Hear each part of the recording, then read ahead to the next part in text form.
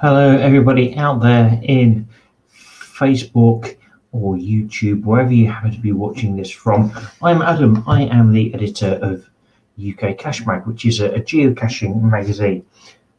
Geocaching is a GPS treasure hunt, really good way to get out, get some fresh air, get some exercise, do something for your physical health, your mental health, and learn about the people and the places around you. Now, there's over 3 million geocaches hidden all over the world. It's kind of like a real-time adventure, a bit like Pokemon Go, but with real physical things to find. Now, I suffered with mental health a few years ago, as many of us are at the minute, and I decided that I wanted to get into walking and exploring and getting out and getting some fresh air. And a friend of mine said to me, "Have you heard about this thing called geocaching? They go and look for Tupperware boxes in hollow trees." And I thought, yeah, that sounds good. But it really is. And it's taken me on adventures. I'm not going to say all over the world, but certainly all over the UK and across parts of Europe as well, even into the States, which is where geocaching originally started over 20 years ago. A lot of people, particularly during lockdown and COVID times and half term, are discovering geocaching for the very first time, but it's nothing new. It's actually been around, as I say, for over 20 years. Now, when I was in the job that I was with the stress, I decided that I wanted to share what I was learning about geocaching, the community, the people, the places, the culture, the etiquette, how it all works, the terminology. I decided that I was going to launch a magazine. So I started off with a little A5 magazine. I'm not a graphic designer. I'm not a particularly good speller. I'm probably dyslexic. And I started this magazine, and we're now on to 47 issues. Now, over that time, as I say, it started off as a little A5 magazine. It did turn into a fancy A4 glossy magazine, which you could get in WH Smith's, but that didn't work. It wasn't right for the magazine. It wasn't right for me financially, and I ended up with a bit more stress and a lot less money. So we pulled the magazine from WH Smith's and went back to a little A5 magazine.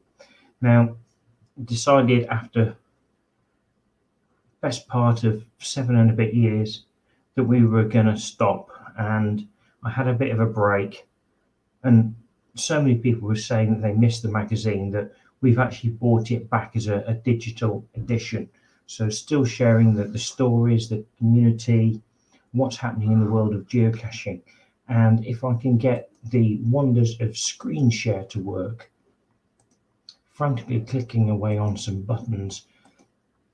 If you go onto this website here, which is pocketmags.com, you can go and you can find out about the various magazines. You can take out a subscription. A lot of the back issues are on there. If I go and click view all, you will see when this loads, if it's going to work. I had set a number of the older issues as free, but certainly there's a free sample issue. And if you've got a smartphone, you can download the UK Cache Mag app. So, little app that you download, and you give it a tap, and as you scroll through, you've got the options there to see all the various issues of the magazine. So the magazine is about sharing the stories of the people, the places, highlighting some of the tips and techniques you can use in geocaching, such as Project GC and cachestats.com. Occasionally we talk about GSAC. There's a whole array of resource out there. So if you've got any questions about geocaching, if there's anything you want to know, if you want to know how to get started, it's something that the Scouts have a badge for. The National Trust promote it at their properties. some of the holiday parks you can go and pay to have a geocaching experience. It's something that's been on Countryfile. If you've seen recently, you'll have seen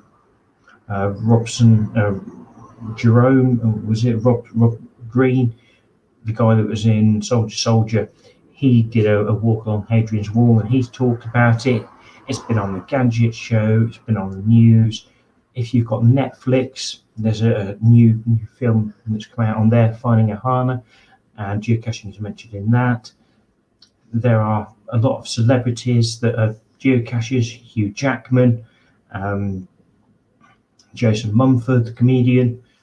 There's a lot of well-known people that are into geocaching. So I'm spend a lot of my time asleep because I work a night shift for one of the outdoor retailers. But alongside that, when we're allowed to, I run workshops using geocaching as corporate team building. I get people out walking and exploring, and my plan is to open a community interest company, and so that I can do a lot of work to get people outdoors walking and exploring, combining the physical and mental health aspects. I'm also thinking of incorporating some aspects of media with it as well, so that people can write articles for the magazines, that they can do some photography, they can have a go at doing some live stream video, that maybe they can do some video editing for the YouTube channel, have a go at doing some podcasts, and possibly even some live internet radio broadcasting. So Active Media is something that I'm looking at launching. Active Media is a community interest company. So not only are they getting the walks, the physical health, they can get the skills around the marketing and the media as well. So I've got a comment that's come in. This is a gentleman I know who lives down in Hampshire. This is John Gaston. He is into nutrition and exercise. John, I hope you don't mind me saying, is a bit of a older gentleman. He values exercise and the outdoors just as much as me. He's done a bit of geocaching. I've inspired him to do that, and he's asking if you can put new geocaches out there. Normally, yes, you could. Anybody can hide a geocache pretty much anywhere as long as there's public access and they have the landowner's permission. However, while we're in the restrictions that we are, they've put a hold on new ones being released just because they don't want everybody to mass flock on a new geocache. That would be classed as a first to find. So yeah, he's going, ha, yep. So hopefully you're not offended by what I said, John. Been a long time. We need to catch up. So if you are watching this and you can enable the StreamYard facility, you can put your comments up on screen and we can answer any questions you have, or you can put a comment into the live stream or the video, and I'll try and catch it on the replay. Anyway, I'm going to stop rabbiting on. Thank you very much for watching.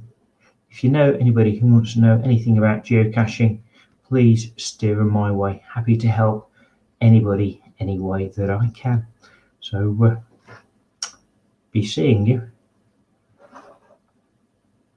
There we go. What's John saying now? Yeah, doing a lot of walking between places. I will say that's places. We'll hide that. But anyway, thanks for watching. As I say, if you've got any questions, hit them up, and yeah, we'll see you soon.